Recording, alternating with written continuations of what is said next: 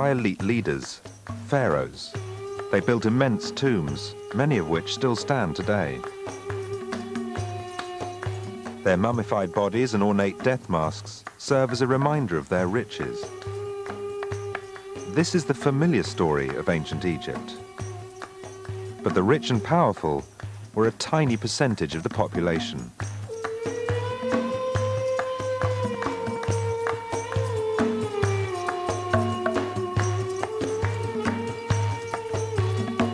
Recent discoveries, just a few steps from the Great Pyramid at Giza, reveal the secrets of the people who really built these breathtaking structures. This is the first time that we know something about the common people, the ordinary Egyptians who built the pyramid. Though less powerful, they too bequeathed a legacy, not of gold, but written on stone. I think this kind of document is particularly interesting because it is a document of the ordinary people of ancient Egypt. Egyptology is changing as it starts to turn its attention to the people who physically built the national monuments of ancient Egypt, the workers.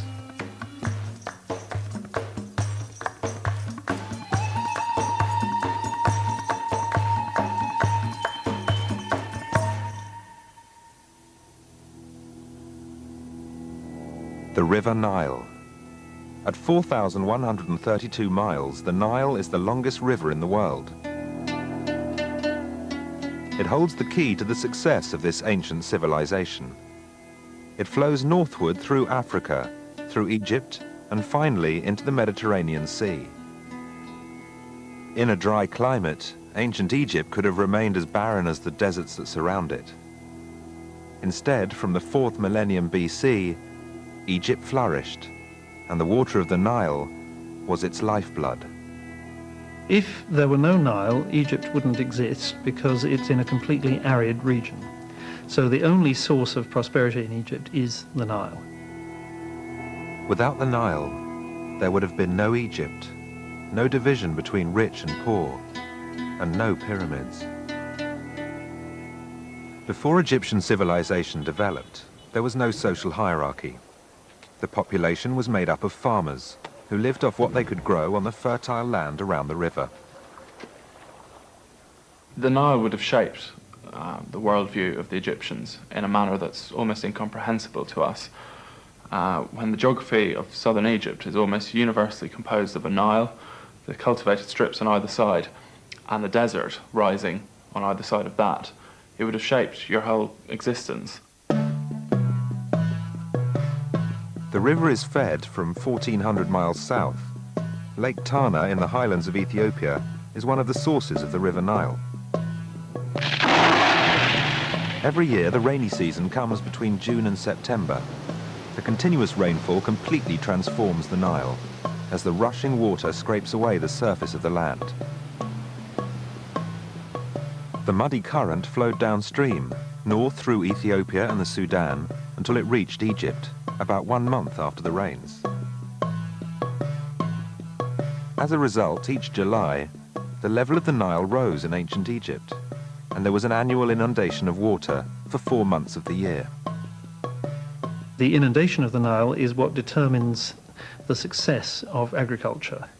The floodplain of the Nile is a shape that we don't necessarily think of, in which the river is at a slightly higher level than the ground around it.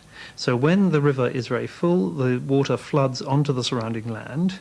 The river then retreats and leaves the land wet and usable for crops. In the 4th millennium BC, just before the Egyptian civilization developed, the population of Egypt was entirely self-sufficient and based on farming.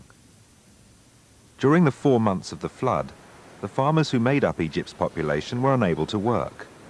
They could only wait for the floods to subside.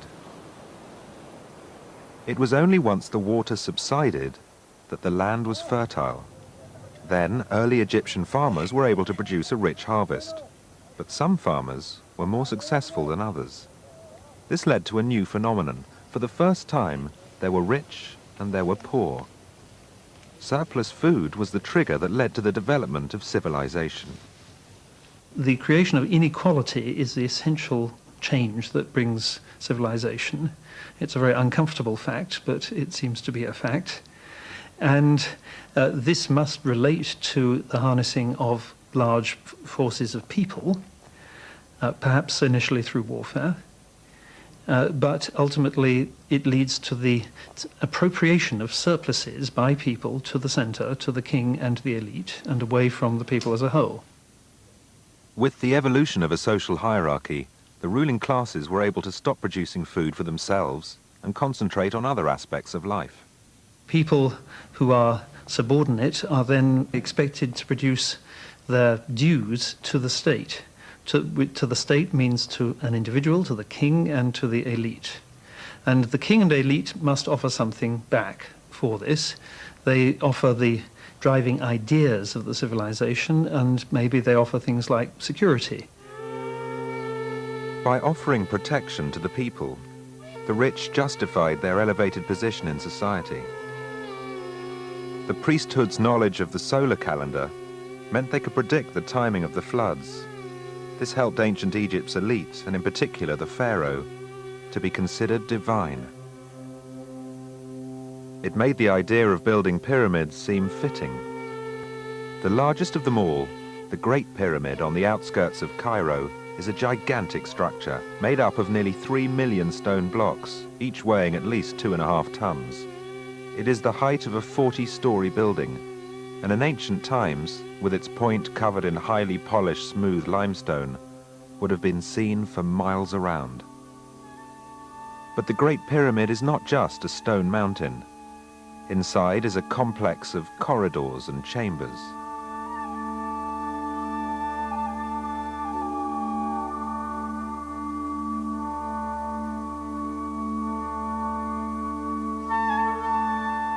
As you enter, you come to a narrow downward slope.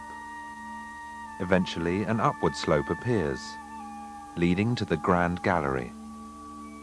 The corridor narrows even more as it moves towards the largest room in the pyramid.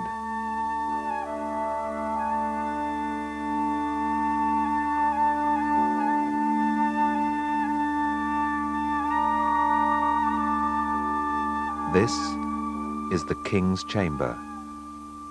An open sarcophagus has been placed inside, but the mummified body of the king for whom the pyramid was built has not been found.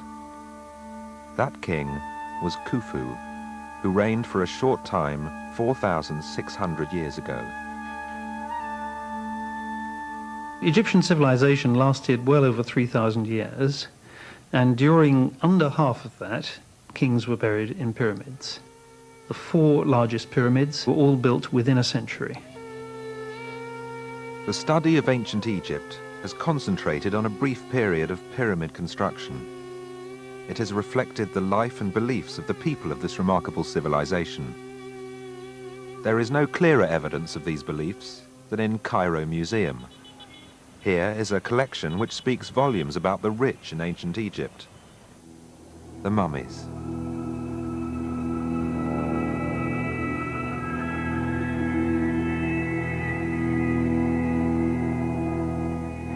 The aim of mummification was eternal life. The Egyptians believed that in death, the spirit departed the body. While the spirit was in the next world, the body was not required. But they also believed in resurrection. The mummified body was preserved, ready to receive the resurrected spirit when it returned to the world. This belief in rebirth was connected to the annual flooding of the Nile. As the flood replenished the dry land, so the Egyptians believed that their human spirit could be restored after death. And they imagined that each year the resurrection would take place at the time of the flood. The gift of eternal life only applied to the elite, like Tutankhamun. And it was not just adults who were mummified. Even the unborn babies of the rich were preserved for immortality. These tiny coffins contain the mummified bodies of 2 baby girls, their umbilical cords still attached. If, as archaeologists believe, these are the children of Tutankhamun, it would explain why they were treated to such a grand burial. These incredible artifacts have told the well-known stories of life and death for the rich in ancient Egypt. But the lives of the majority of ancient Egyptians are yet to be uncovered.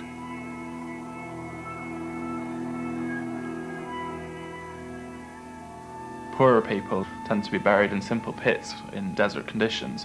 Now that can often lead to excellent preservation, but the history of Egyptology hasn't focused on that because it's always been an artifact-dominated science so far. But it's slowly changing, and we're beginning to reassess those less spectacular remains, because after all, they'll tell us about the vast majority of the population.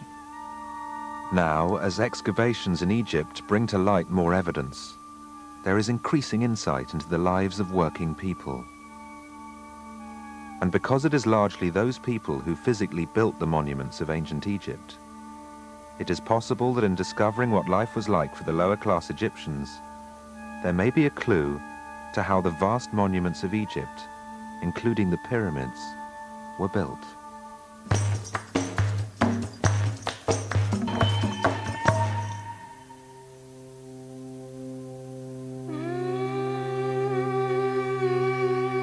The civilization of ancient Egypt grew up around the River Nile, and many of its best-known monuments stand as a reminder of its leaders. But now Egyptologists are beginning to look not at the rich, but at the ordinary workers. Herodotus, the Greek historian, believed that pharaohs such as Khufu forced slaves to build the pyramids, and that theory has been passed down for nearly 2,500 years, from the Old Testament to Hollywood movies. But now, thanks to recent excavations around the pyramids, most Egyptologists think very differently. Here, a few hundred yards south of the Great Pyramid, are the ruins of what has come to be called the Workman's Village. Dr. Zahi Hawass is in charge of the excavation work and management of the pyramids. This is the new tombs that we found. Very interesting tombs. You never see tombs like this only in Aswan at Qubbat al-Hawa. But this is a very interesting style because this is the first time that we know something about the common people, the ordinary Egyptians who built the pyramid. And this is why this discovery is amazing, because from each bone and from each stone, you can know something about the people. The bones excavated at the Workman's Village are taken for analysis to the National Research Center in Cairo. The bodies of nearly 1,000 skeletons were found in the Workman's Village, and they revealed something about the people buried there. This bone is from a man's arm. A mark can be seen which shows that the bone was broken and treated. The swollen area is where the bone has healed. X-rays reveal that the bone has been fully reconnected using a splint. If the workmen in this village had been slaves, it is most unlikely that they would have been given such excellent medical care.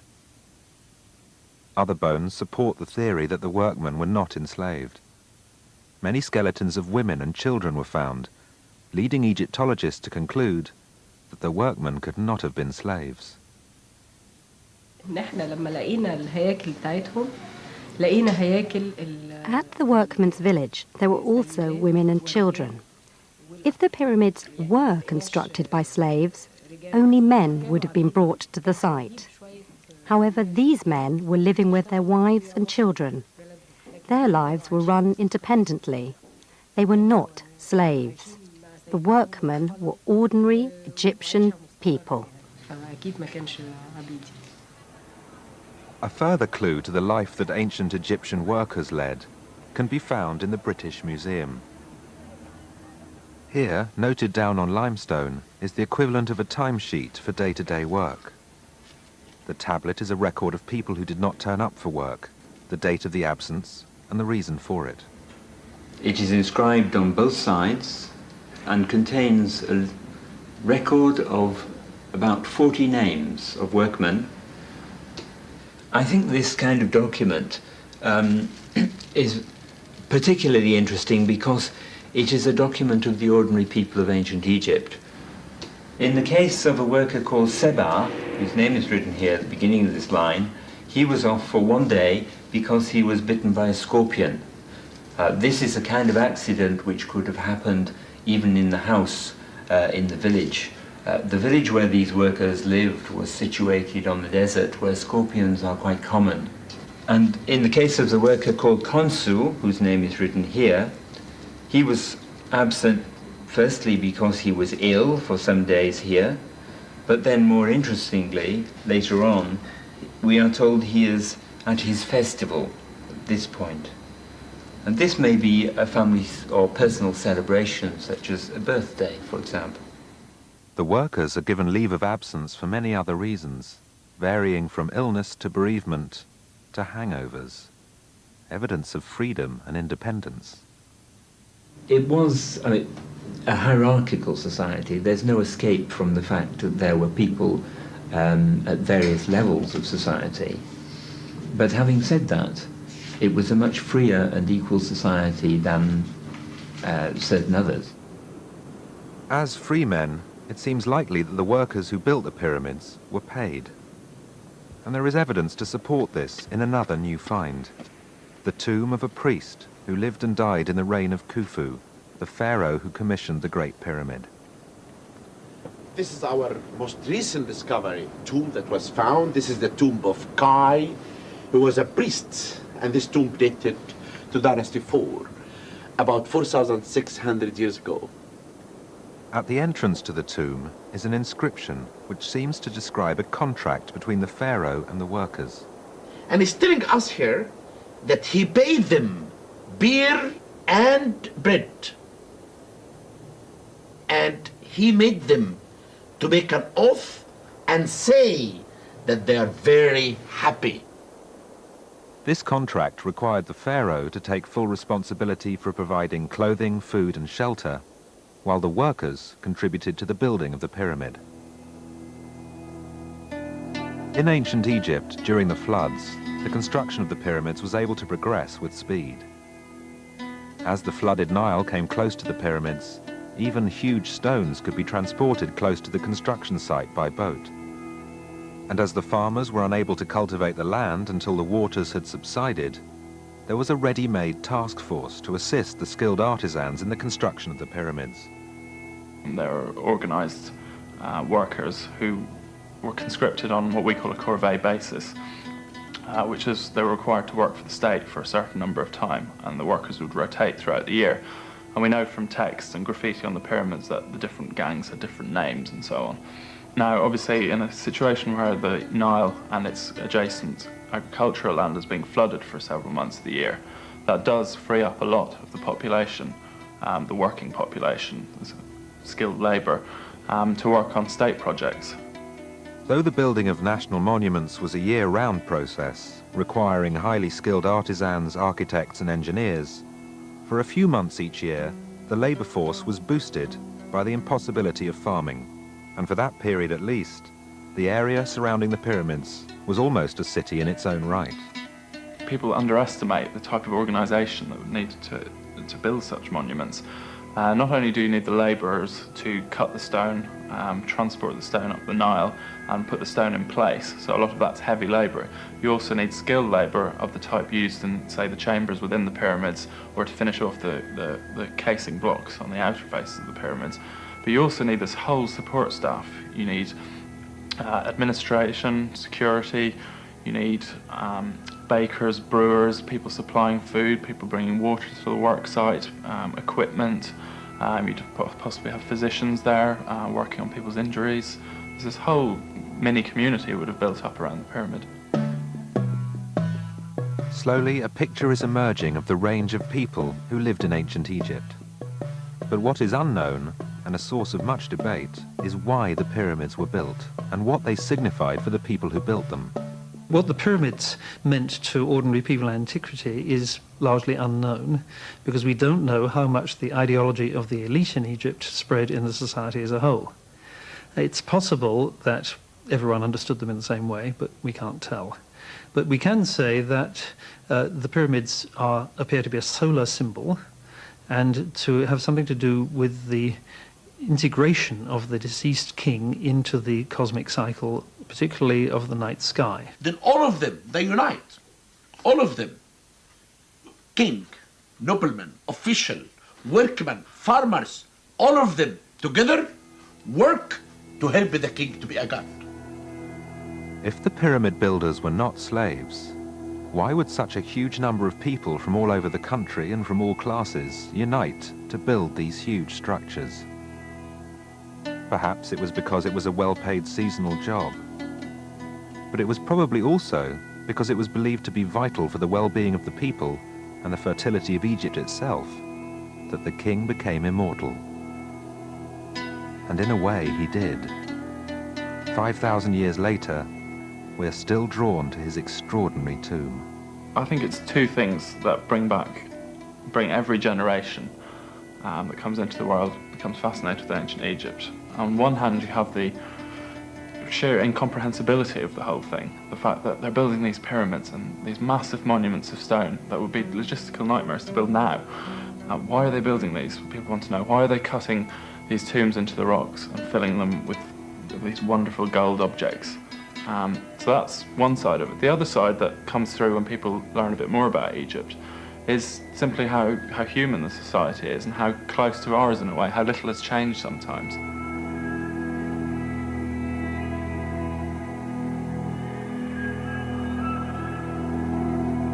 It's now known that many of the real pyramid builders of ancient Egypt were ordinary farmers who could never themselves have had a grand burial.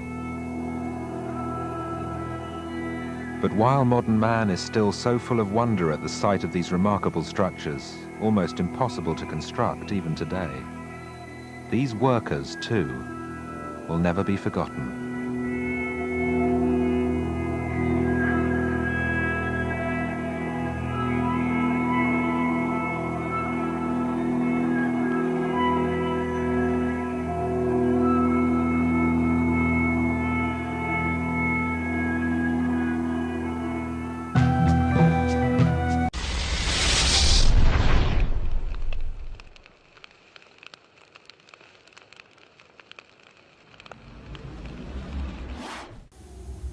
Rising from the parched sands of the desert, in the land of the pharaohs, are the earliest stone monuments ever constructed in ancient Egypt. Though shrouded in antiquity, they bear an eerie resemblance to another famous landmark built 2,000 years later. If an advertiser wants to sell his goods and give them a high-class feeling and make them seem classic, or if a bank wants to seem reliable, or if a university wants to seem respectable, the ideal thing to show is a fluted column, preferably in rows. And the idea of the fluted column is really seen as at the basis of European civilization. And when we think of the basis of European civilization, we think of Greece, we think of Athens, and we think of the Parthenon with its rows of exquisite columns. Now, the Parthenon was built about 2,500 years ago, and these columns, which we're walking through now, were in fact built about 2,500 years earlier still. So they're twice as old as the Parthenon. For one maverick historian, the resemblance is no coincidence. He thinks the ancient Greeks owe a debt to Africa for their cultural heritage. If he is right, the history of Western civilization will need to be rewritten. But is he? Generations of school children have been taught of the glory that was Greece, of a white civilization that gave birth to cherished notions of democracy, philosophy, and science. But is it true? How much of that view is colored by racist attitudes of 19th century classical scholars?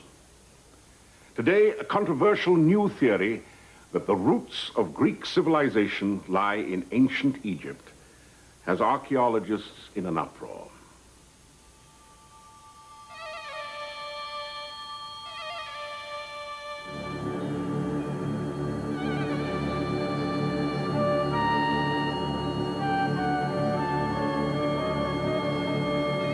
What forces converged in prehistory to inspire the genius of the ancient Greeks? Who forged the destiny of Western civilization?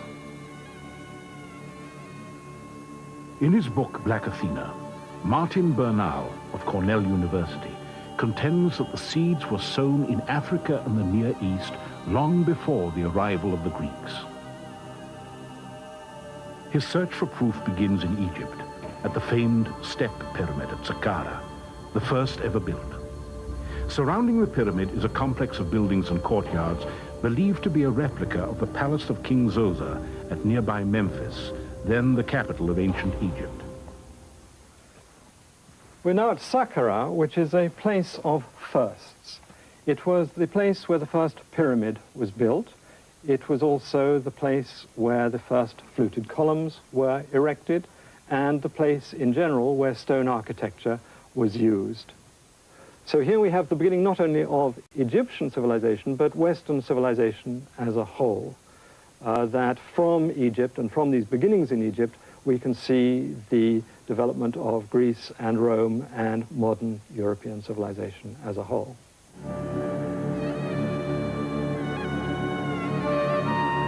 17 centuries before the birth of Christ, Egypt ruled an empire that stretched from the Nile to the Euphrates. Beyond, in the Aegean, was the island of Crete.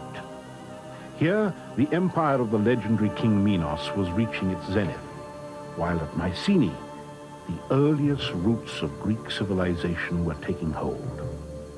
Connected by a vast network of trade routes, ships plied the seas laden with the treasures of the ancient world. Bernal believes that during this time, the Egyptians and the Phoenicians attacked the palaces of Crete and colonized the Aegean. Bernal's colleague at Cornell, John Coleman, is currently excavating the ancient city of Halif. An expert on the prehistory of Greece, he has found little to support the theory of an Egyptian invasion. Personally, I don't believe that Greece ever was invaded by Egypt. There are very few documented instances of invasions of Greece, and we have no real evidence that in the form of, say, Egyptian language or Egyptian script, hieroglyphic, for instance, to suggest that, in fact, the Egyptians ever did come to Greece in any numbers. Despite his critics, Bernal is intrigued by evidence that the Egyptians did control the Aegean.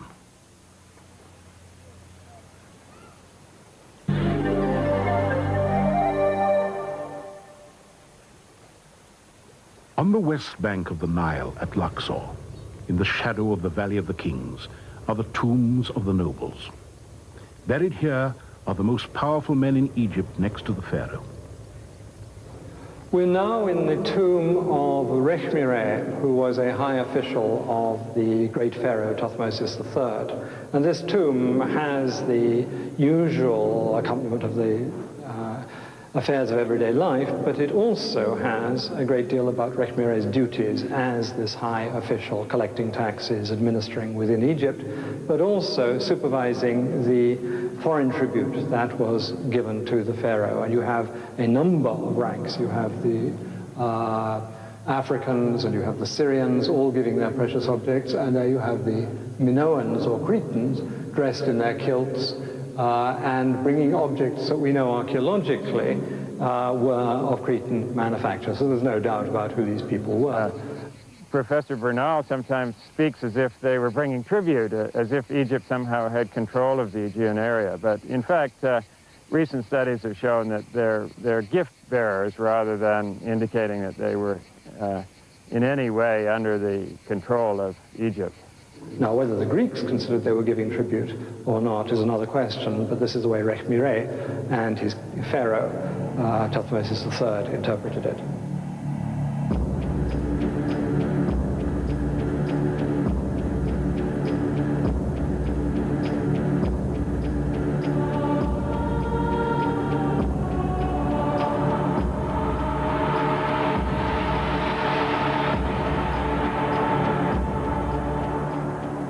While Bernal clings to the notion of invasion and domination, he insists it is not critical to his theory. My historical scheme doesn't rely on the idea of Egyptian or Phoenician invasions or settlements of Greece. What I argue is that Greece is permeated with Egyptian and Phoenician influence because of contact over a period of more than 2,000 years. contact of all sorts, because the two countries are not, the two regions are not that far apart.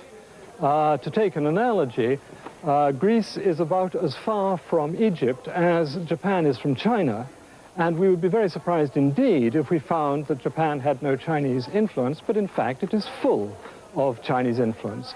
That's not to say that Japan is a mere reflection of China, but that you cannot hope to understand Japan unless you realize its Chinese roots in that way. Similarly, I think we should not do as the classicists have done and try to view Greece in isolation without seeing its outside roots.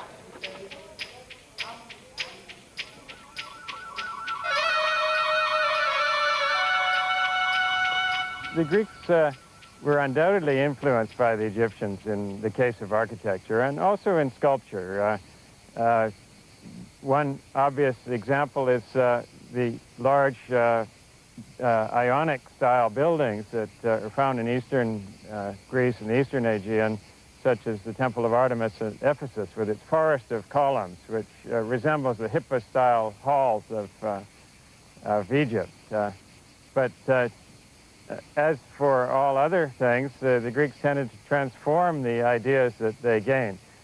The question of influence of Egypt on Greece in the ancient world is one that really can't be denied.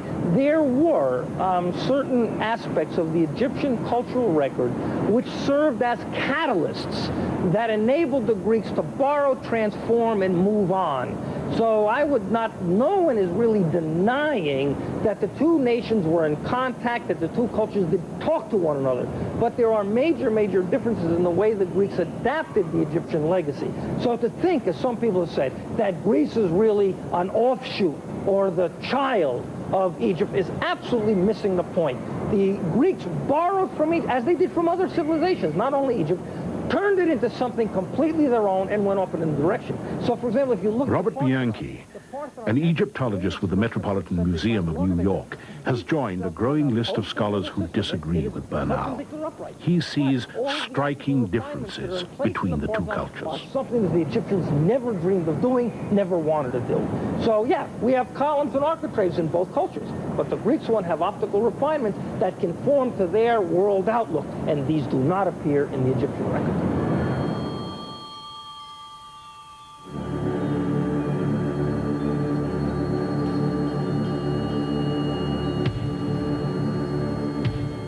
The Great Pyramids of Giza are the most durable relics of the ancient world.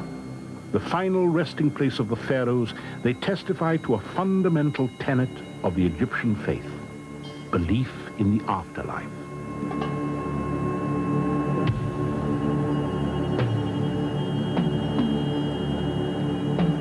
To ensure the survival of the Ka, or spirit, the body first had to be preserved or mummified.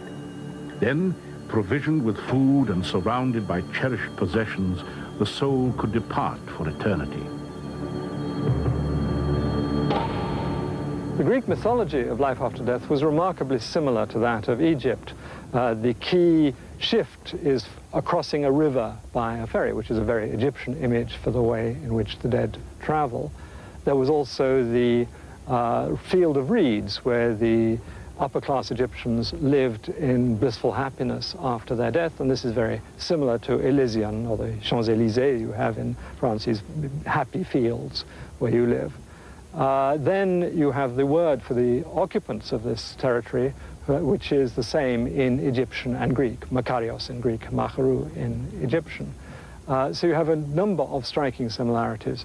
We have to understand that the Greeks, because they were using letters and words, were able to evolve an atomic theory. They were able to deal with invisibility. They were able to deal with how the universe was composed, what matter was all about. And that's a major, major difference. The Egyptians never speculated in that kind of rarefied way. This also holds true in areas of religion. Whereas, for example, the Egyptians believed that the body had to be intact in order to be reborn. The Greeks, on the other hand, would allow the bodies to be cremated. This is a heresy to the Egyptians because the body was now destroyed. But it's interesting to note this may not reflect deep cultural differences, because in the United States today, people use mummification, whereas in Western Europe, they use cremation. You have this, this total difference in approach to the dead, which may reflect something about American society's materialism as opposed to Europe, but there's not much in it, and yet you have this fundamental difference in disposal of the dead.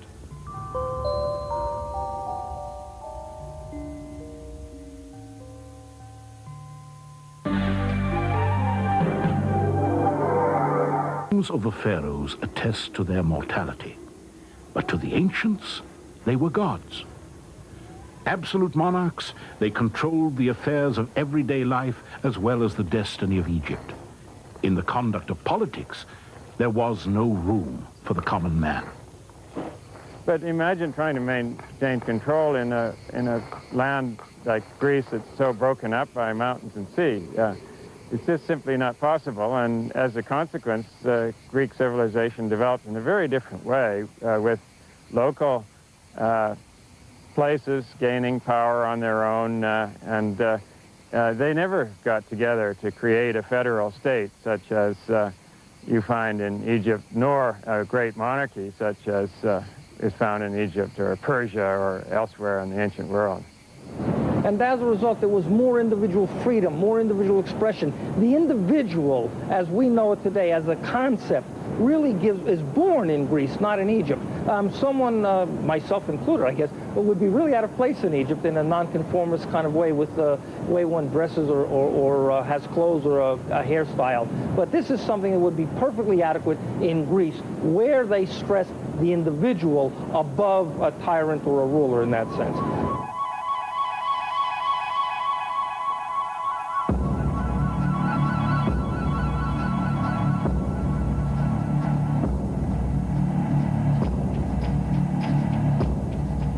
Even in the Egyptian art, there was no freedom of expression. These paintings, breathtaking though they are, were not created.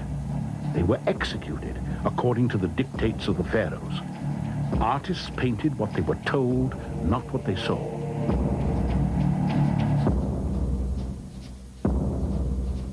Highly stylized Egyptian figures appeared lifeless and two-dimensional, while the Greeks were beginning to explore the beauty of the human form. The Greeks already begin to explore the body beautiful. The Greeks begin to be more naturalistic, more anatomically accurate, rather than stiff and rigid. And these two differences are also reflective of the differences in culture. Egypt was always a totalitarian regime ruled by a pharaoh. Greece was a democracy in which human beings and human thought counted. And when you look at an Egyptian statue and a Greek statue, you see that the rigidity of the Egyptian statue is the rigidity of a totalitarian regime. The naturalism of a Greek statue is a manifestation of the democratic principles that we know the Greeks formulated.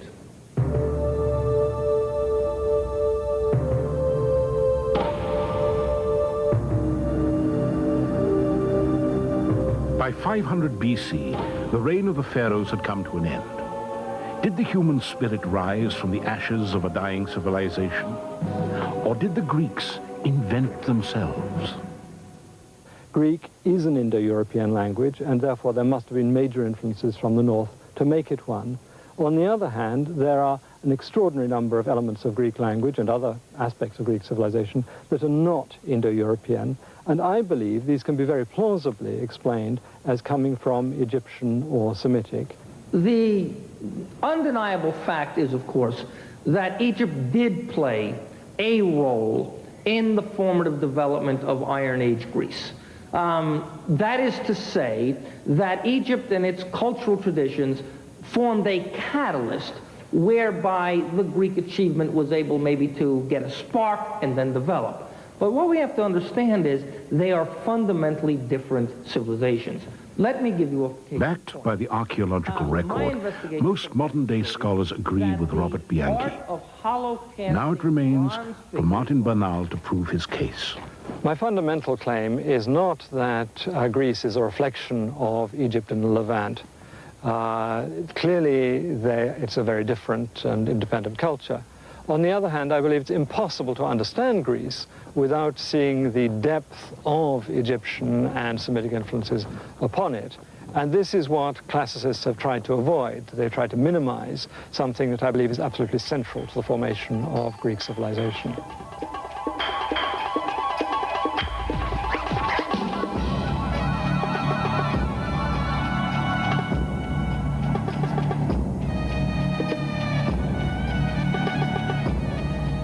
Unfortunately, underlying the debate is the highly charged issue of race.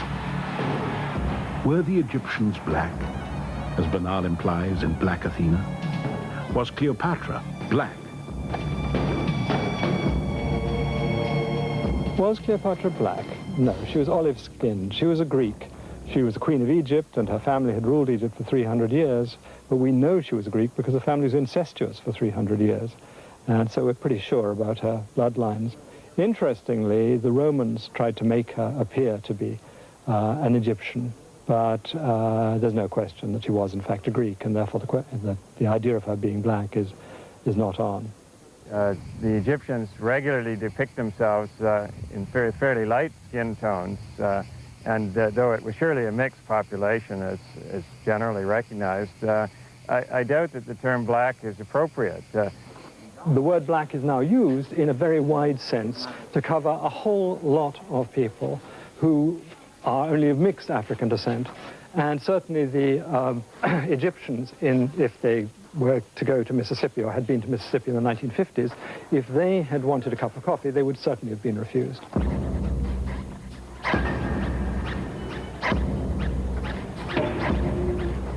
We are living in a world in which people are beginning to understand the value of non-European cultures, the contribution that women are making in the world. And if we're going to become picky and start to argue and nitpick about he's black, he's white, he's this and that, we are losing the entire focus of the humanities, and we will quibble today instead of being able to live in a more enlightened society that recognizes individual difference for what it is, but preserves and bequeaths to our children and our children's children those characteristics of civilization that we deem worthy of preserving. The debate over what role Egypt played in the rise of Greece has raised an incendiary question. Was Egypt black? Does it matter? It matters deeply to many African Americans searching for role models in the ancient world. Scholars, however, insist that such a notion represents a serious misreading of the archaeological record. The evidence tells us that the Egyptians were a multicultural people. Indeed, it may have been the varied tapestry of their society that allowed them to achieve so much.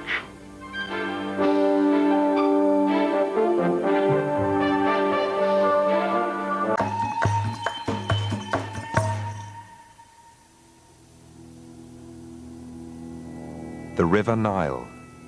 At 4,132 miles, the Nile is the longest river in the world.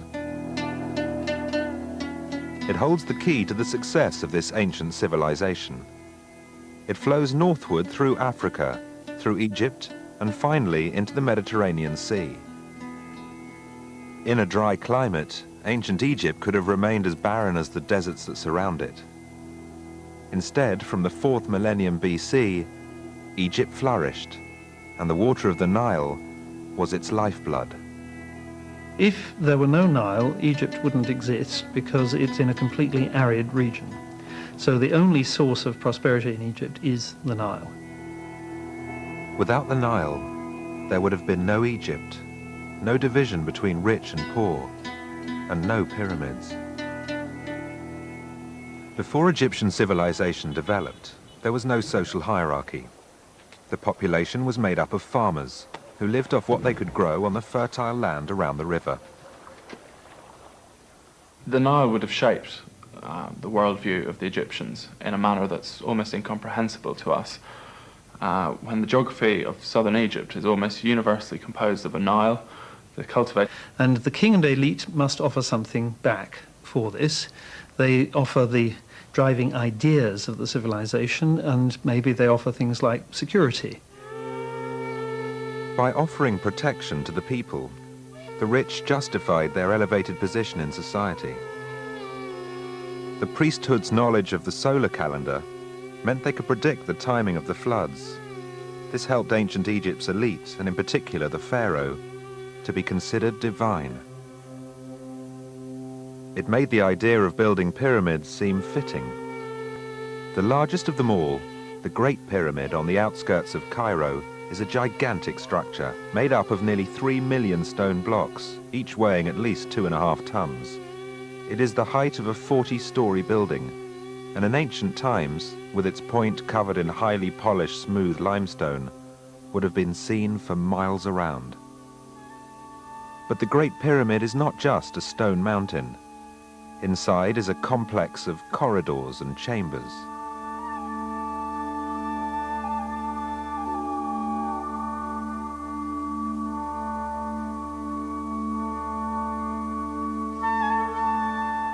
As you enter, you come to a narrow downward slope. Eventually, an upward slope appears. Strips on either side, and the desert rising on either side of that. It would have shaped your whole existence. The river is fed from 1,400 miles south. Lake Tana in the highlands of Ethiopia is one of the sources of the River Nile. Every year, the rainy season comes between June and September. The continuous rainfall completely transforms the Nile as the rushing water scrapes away the surface of the land. The muddy current flowed downstream, north through Ethiopia and the Sudan, until it reached Egypt, about 1 month after the rains. As a result, each July, the level of the Nile rose in ancient Egypt, and there was an annual inundation of water for 4 months of the year. The inundation of the Nile is what determines the success of agriculture. The floodplain of the Nile is a shape that we don't necessarily think of, in which the river is at a slightly higher level than the ground around it. So when the river is very full, the water floods onto the surrounding land. The river then retreats and leaves the land wet and usable for crops.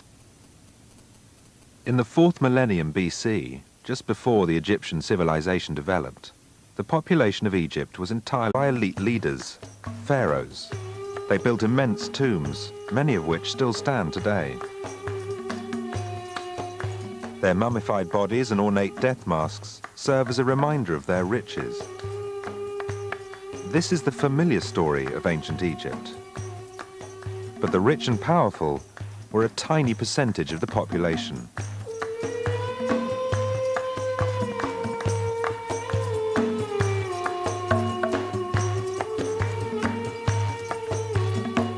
Recent discoveries, just a few steps from the Great Pyramid at Giza, reveal the secrets of the people who really built these breathtaking structures.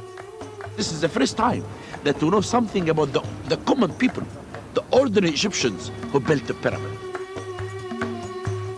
Though less powerful, they too bequeathed a legacy, not of gold, but written on stone. I think this kind of document is particularly interesting because it is a document of the ordinary people of ancient Egypt. Egyptology is changing as it starts to turn its attention to the people who physically built the national monuments of ancient Egypt, the workers.